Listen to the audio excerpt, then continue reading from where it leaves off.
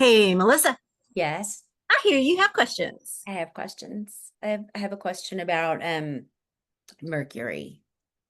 Do tell. Love Mercury. Mercury is a little stinker. Mercury is a prankster, trickster. Freaking stinker. Mercury's got jokes, Mad mad jokes. jokes. Mercury, I think, uses they, them pronouns too, I think. For sure. I mean, Right?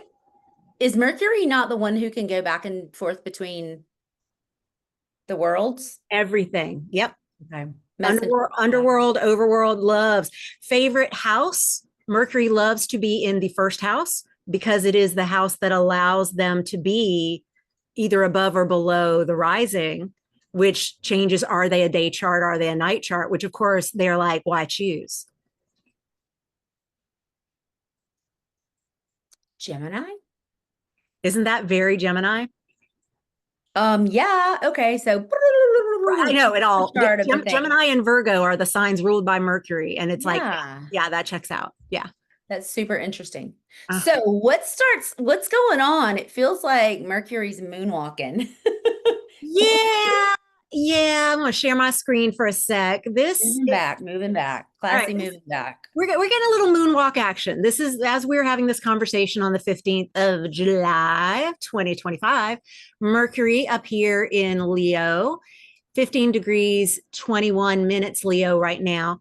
Slowing down, slowing down, slowing down because in just a little while, we get Mercury retrograde. And I just advanced to the moment that happens. And so it changed the rising of this chart, which is why Mercury's now over here. But at 15 degrees, 34 minutes, Leo, on Thursday, the 17th, or Friday, the 18th, depending on where you're located, Mercury retrogrades in Leo, and that will be the condition for a good little while. Mercury retrogrades 3 or 4 times a year for about 3-ish weeks at a time.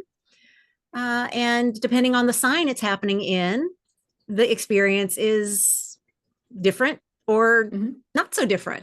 How do you think Mercury feels in a fixed sign like Leo? Not terribly excited. Maybe a little frustrated. I don't know if Mercury is in mutable. Mercury is way mutable. Think about Mercury Yeah, rules Gemini and Virgo, both right. mutable signs.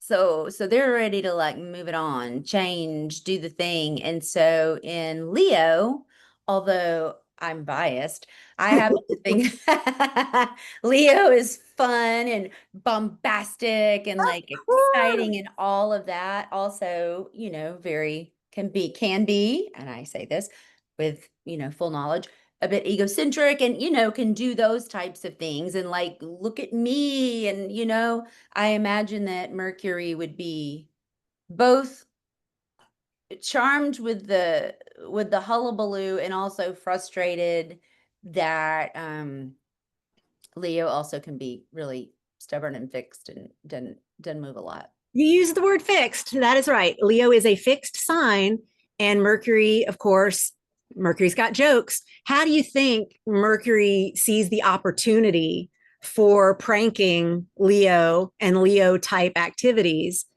while retrograde and shaking things up? It's a great opportunity. Right, right. I mean, I can think of a few things. I mean, I think that fun could get a little wonky because I know that Leos are big in personality, like to have fun, and also can very much like to express and be seen. And I wonder maybe if Mercury is about communication and having things in order, then it could be in a more public place, a Yeah. more like, oops, wow, that's really Yeah. wish that hadn't happened in public. If all of Leo is here's the spotlight, and Leo says, "You're welcome, world, that you get to see me better." Like that, Leo, even the shyest of Leos knows there is stuff I am doing that needs to be seen. Even if Yeah. they don't feel personally like they need to be seen, they know I got stuff that needs to be seen. This is good stuff. This is helpful. Yeah. Remember, Leo ruled by the sun.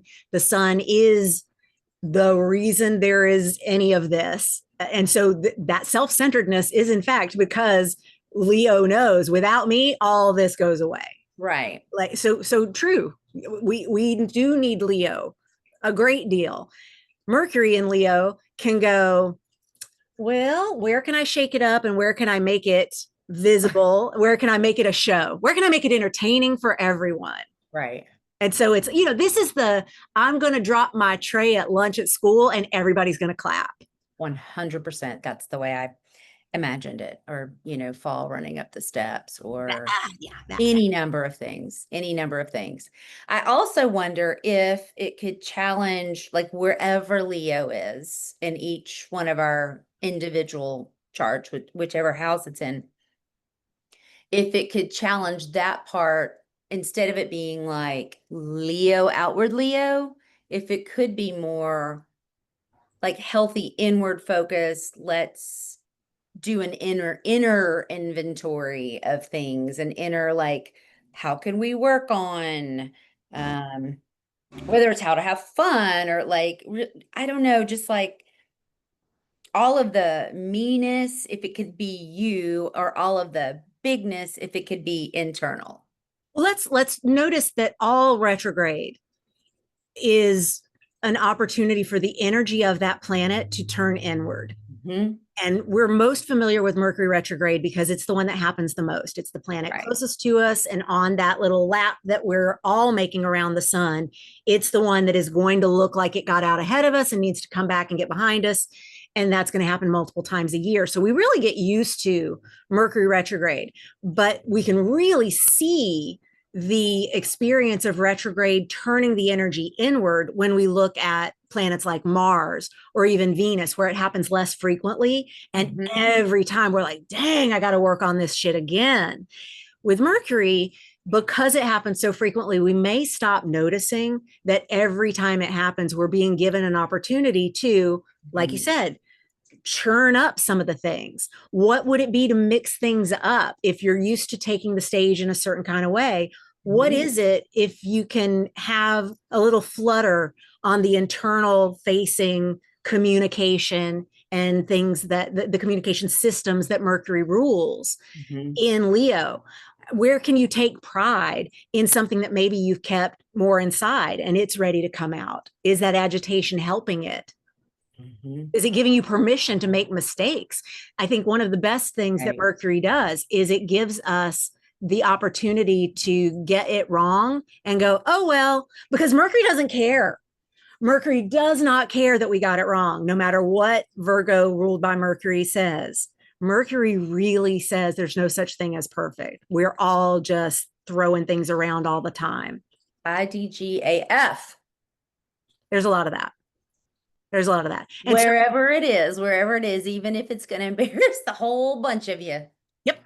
So when Mercury tours your first house, for those of you who have Leo rising, that agitation during this retrograde is going to be physically uncomfortable, because that first house is where we show up physically for the most part in our charts. And that personality churning, especially for somebody with Leo rising, is going to be possibly confronting, possibly embarrassing.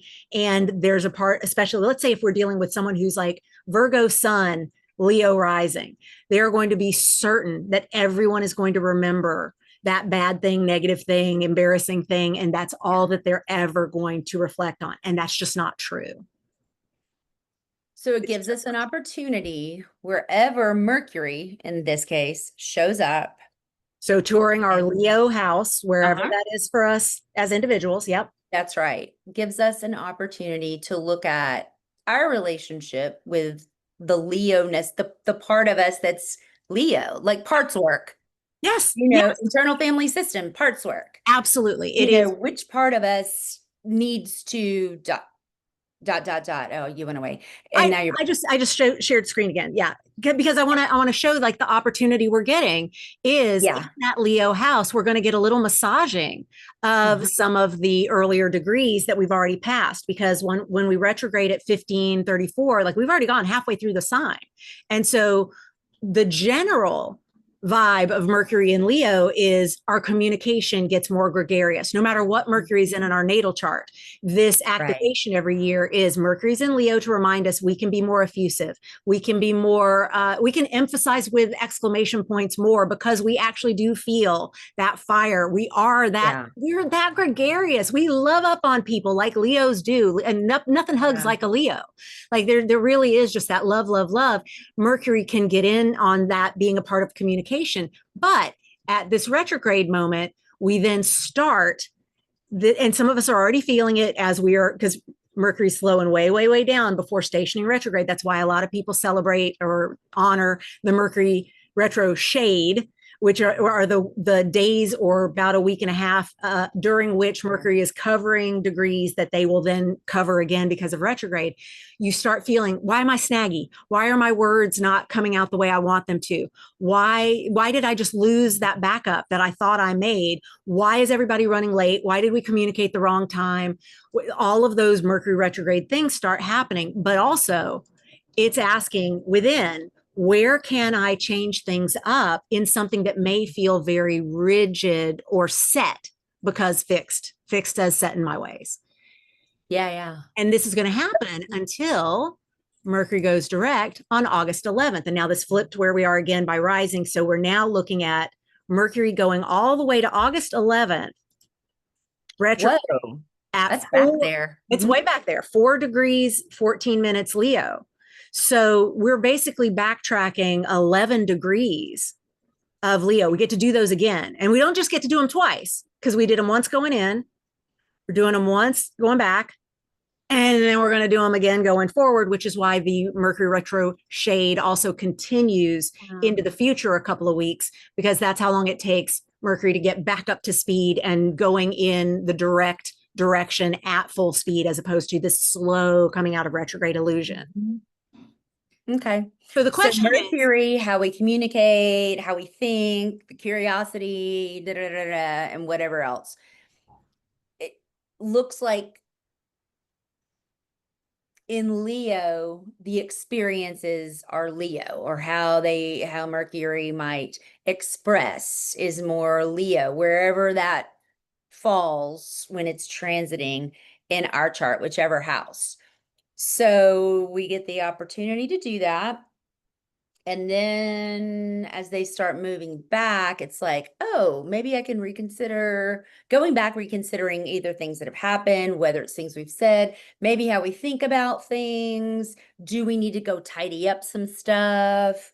And then as Mercury starts moving forward, then it's more like, okay, this is the way it would typically be with moving forward, not retrograde. See, even this, I can't figure out how to stop the communication. you're getting top of the hour, bing, bing, bing, bing, bing. My God. And what made me think about it is we were talking, when I was thinking about it, I'm like, first off, I thought it was 3 days later than it is. I'm like, wait a minute, it's the 15th. What? I thought it was the 18th. Yeah, just like little things like, why can't I turn this thing off? Why did I mute earlier? I don't know. I don't know, but I can either laugh in a very public place. Right. A very public place because Leo. And of course I'm wearing my cousin sent me this t-shirt. I blame Mercury retrograde because it's the magical time where we get to say, oh well, Mercury retrograde. And whether people roll their eyes at us or not, the ability to just say, oh well, Mercury retrograde is such a wonderful lesson for how to feel about the mistakes that we make or the tricks that get played or whatever it is. Miscommunication is a thing. It's a part of communication. It's Right. not something we can live without because it always is going to involve people with messages. There will always be miscommunication. So, could we use Mercury's visit to Leo as a way to take less personally some of the missteps? Could we see the churning up as an opportunity to see where can I change how I am seen or how I step into the spotlight with less seriousness, with less Right. trepidation about getting it right, and more just I'm going to see what happens and let that be okay. And can I third experience failure and not see it as the end of the world embarrassment? And exactly, that is the gesture. The fainting couch. That's right. Exactly. Exactly. There's a time in pole class when I was learning new tricks, and the instructor will always teach a trick and then go pole to pole to pole to see how are we doing with, like, do you need tweaks? Do you need a spot or whatever? And we would get to me already doing everything backwards because left-handed, unless I had already mastered that particular trick in a previous class. And then I would make myself take an entire class right-handed and never tell the instructor I was left-handed so that I would force myself to learn it both ways. Very challenging, but totally worth it. I would be at the pole. The instructor will come around and say, do we have this one? Because I've been there long enough that I may have some of the moves. Don't know. Do you have this one? Do we have this one? And my response would always be, let's find out. Let's find out is peak Mercury. Let's find out. Let's find out. Let's go explore and see if this is going to be a certain kind of way, or if we're going to learn something because it's not going to be that way at all. How can we use Mercury visiting Leo to take things less personally, to lead from the heart like Leo wants to in our communication, and let that not turn the stakes way up? It's hard because as a leader, you're like, the stakes are incredibly high on a leader. And it's like, but we're all leaders. So maybe the stakes are not as high as you think they are. Something struck me about the leading with the heart or speaking from the heart. I guess that could go both ways for people, depending on how they experience Leo. Some people might speak so from the heart that they need to slow their roll. Right. You know? And some people might, so in moving back, it might be more like, okay, I do need to get up in my head a little bit about some things and consider and contemplate and maybe even pull back in a little bit and then do it in a way that's more loving. So you and I are both cardinal sisters, which means by modality, we lead. One of the roles of the leader is to be so aware of what everyone's needs are that we don't keep leading because that's our job. We understand that sometimes leading means not taking forward motion, not moving forward.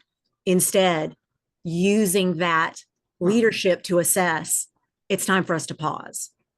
It's time for us to reflect. Leading does not mean charging forward always.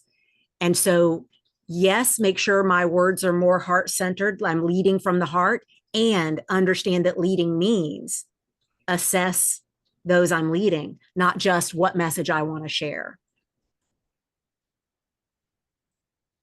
This is where we say to the sun, yes, you are the center of everything, but some people need sunscreen. Right. How do we take care of them better? Sun.